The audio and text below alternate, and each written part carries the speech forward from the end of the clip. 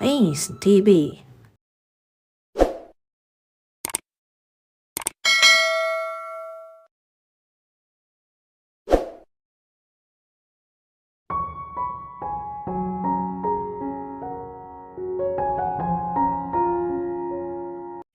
Ano itong nalaman ko na may girlfriend na daw si David?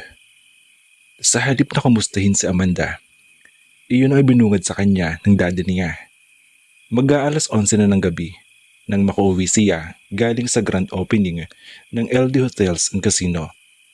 Dahil may pinuntahang business meeting, hindi na nakarating sa event ang daddy niya kahit imbitado ito. Sa mga nakaraang araw ay ngayon na lang sila uli nagkita. Hindi gustong sagutin ni Amanda ang ama. Masama pa rin ang loob niya kay David. Masakit pa rin tanggapin ang lahat. Pero alam niyang kailangan niya. Naikwento naman po sa inyo ni Tita Linda na may nililigawan po si David, di ba? Oo, pero ayokong isipin na magkakatuloyan sila ng babaeng iyon. Ayokong isipin. Dave is your last true Amanda. Huminga siya ng malalim. Ano po ang gusto niyong gawin ko, Daddy? Ang manulot ng lalaki? Pwede namang hindi ka dumating sa punto na iyon, Amanda. You can have David then. He only has eyes for you. Dad, magkaibigan lang po kami. Kaibigan lang ang tingin niya sa akin. Ikaw? Hindi nagsalita si Amanda. Hanggang ngayon, ay naguguluhan pa rin siya sa nararamdaman. Pareho kayo ni David, Amanda. Si David lang din ang natatanging lalaki sa buhay mo bukod sa akin. Si David, naiintindihan ko kung bakit hindi siya makapagpalit ng ibang babae sa buhay niya. Masyado siyang abala. Napakalaki ng responsibilidad niya sa kumpanya nila. Busy rin naman po ako sa mas marami kang oras kaysa kanya.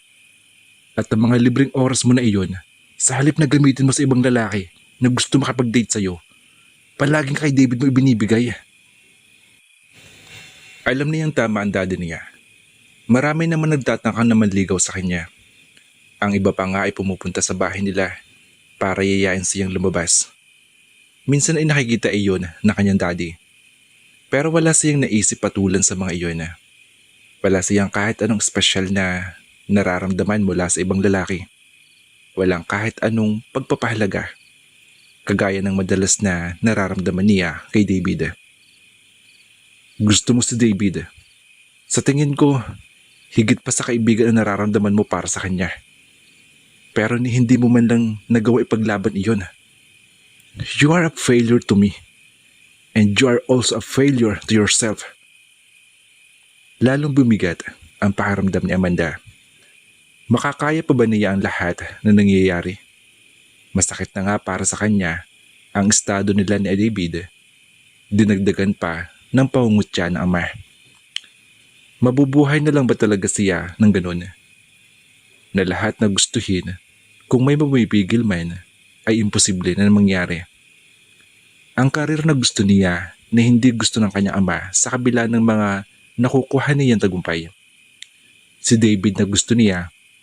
At ngayon niya lang lubos na na-realize yun. Dahil kung hindi niya gusto si David, bakit siya masasaktan sa mga ikinikilos nito? Sa pakaramdam na napapabayaan na siya nito. At ngayon, si Lucas na sa kabila ng pagpipilit nito ay imposible rin niyang makuha. Oo, yun ang gusto niyang isipin. Gulong-gulo si Amanda sa nangyayari at ang naiisip na lang niya ngayon ay kumawala mula sa realidad.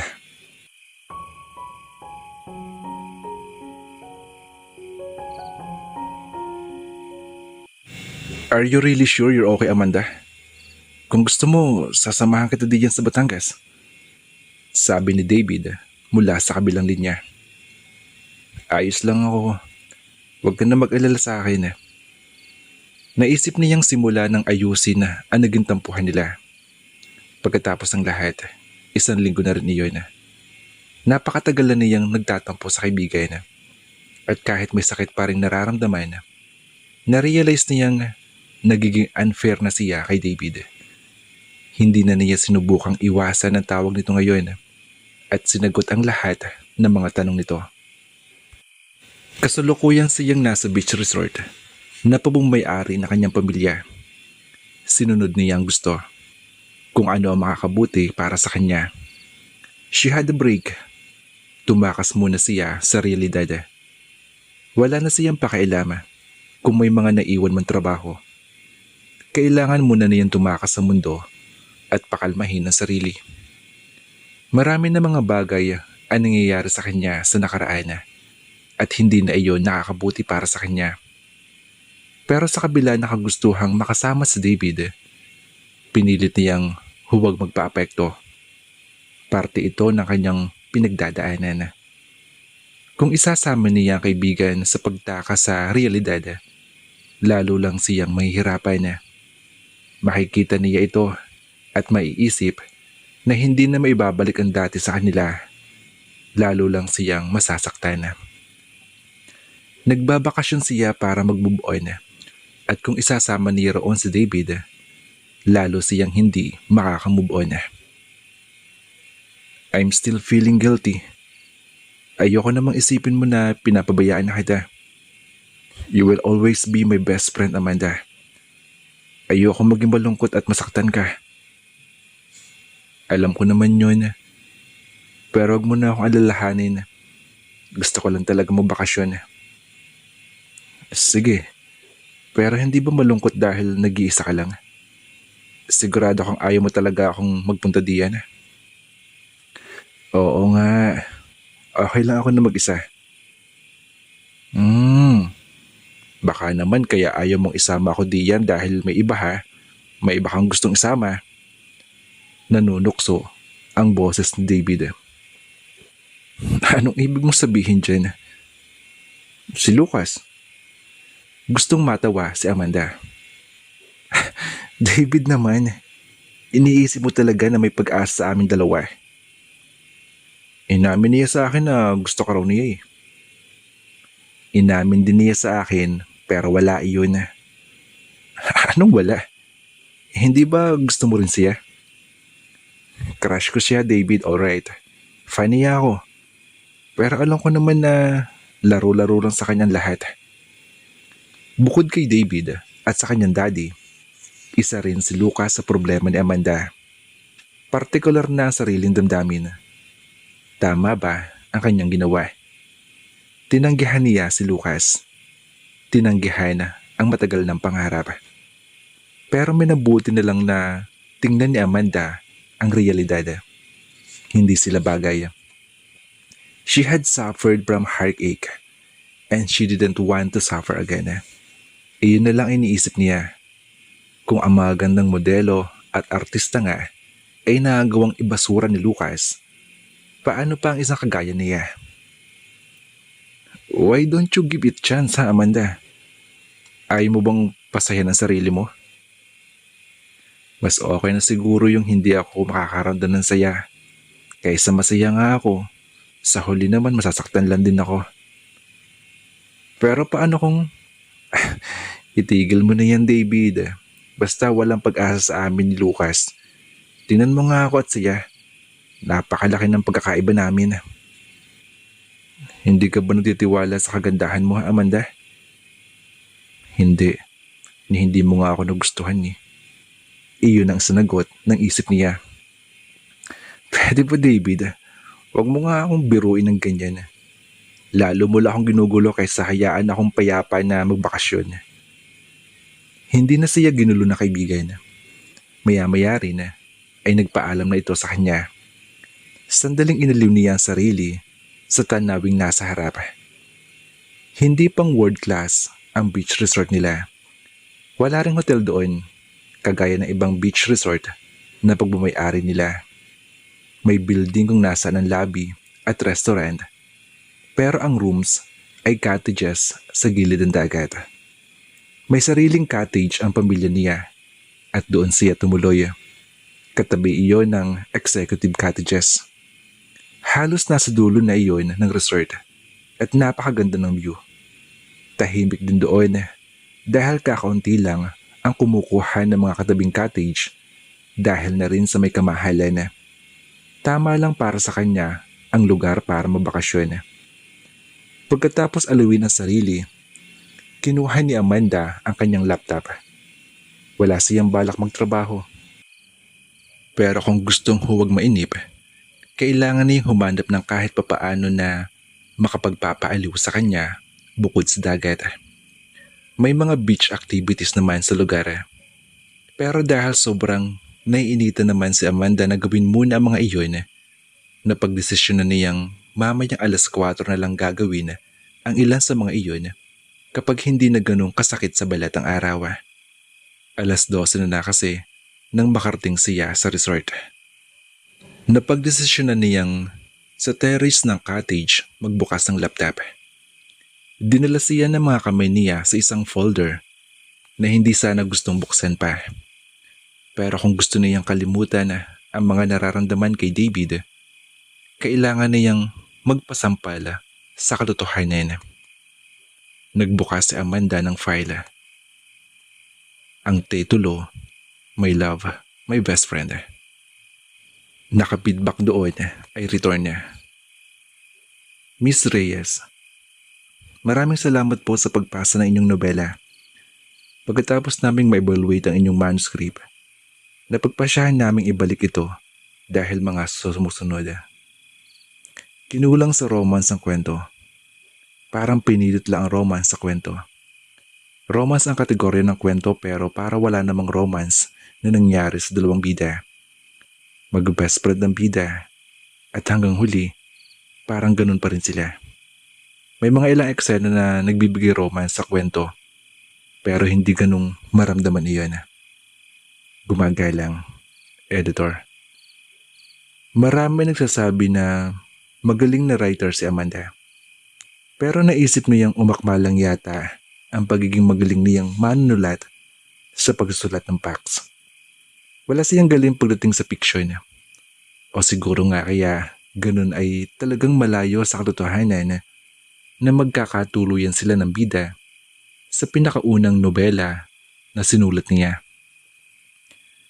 3 taon na nakakaraan mula nang isulat ni Amanda ang manuscript na iyon. Katatapos lang niya ng college. At habang naghihintay ng tawag mula sa mga application at sa iba't ibang kumpanya, naisip niya magsulat ng nobela. Mahilig din naman kasi siya magbasa ng romance, kaya nagkaroon ng lakas ng loob na sumulat. Walang may alam na sinubukan niya, kahit sa David, na inisip niyang bidang lalaki sa nobela na siya rin ang bida.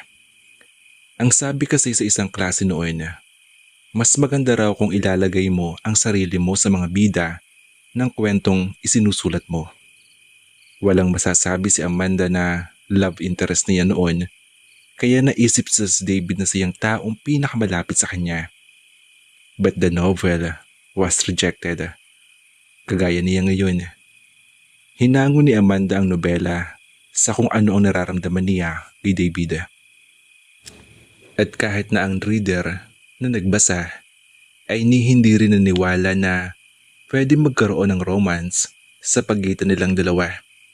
Sa una pa lang, dapat ay alam na niyang walang pag-asa ang kung ano man namumuo sa kanila ni David. Hanggang pagkakaibigan lang sila. Huminga ng malalim si Amanda at kinalma ang sarili. Pero sa kabila ng ginawa, hindi pa rin niya mapakalma ang sarili. Nag-isip siya ng paraan para pag-aanin ang loob. Sa huli, natagpuan na lang niyang parang nawawala na siya sa sarili. Samantala, Lucas' point of view. Nagpunta si Lucas sa lugar na iyon para magpahinga. Pero mali nga siguro ang desisyon niya na sumubok ng mga bagong bagay, kagaya na lang ng hindi na pumunta pa sa mga exclusive resort. Gusto niyang tumikim ng mga bagay na malayo sa pagiging mayaman. Gusto niya maging simpleng mamamayan, kaya pinili niya isang resort sa Batangas. Isang 3-star beach resort. Pero kung iyon ang magiging consequences ng pagkakaroon ng simple, parang gusto nang bumalik pa ni Lucas sa dating pwesto. Hindi na naman ngayon summer para maraming tao pumunta sa isang resort. High class din naman ang cottage na kinuha niya at iisang cottage lang ang kapitbahay dahil nasa pinakadulo iyon. Ang katabing cottage niya, ayon sa manager ng resort, ay ang pagmamay-ari ng mismong may-ari ng resort at minsan lang daw pumunta roon. Rest assured na walang maingay sa lugar niya. May kalayuan din ang iba pang cottages.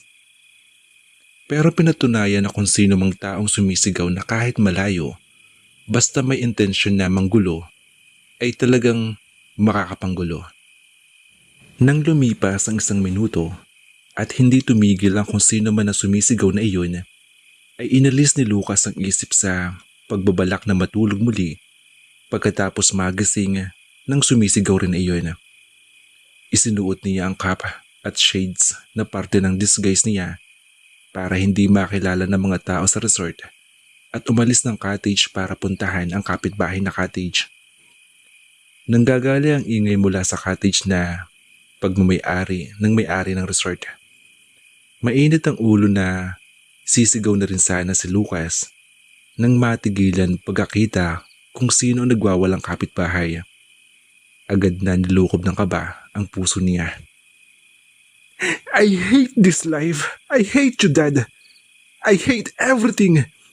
Galit din ako sa'yo, David. Pero anong karapatan ko para magalit sa'yo? Wala akong karapatan. Best friend mo lang ako. Best friend lang. Sigaw ng babae na kanina ay bahagya lang niyang marinig ang ibig sabihin, pero ngayong malapit na ay klarong naririnig na niya.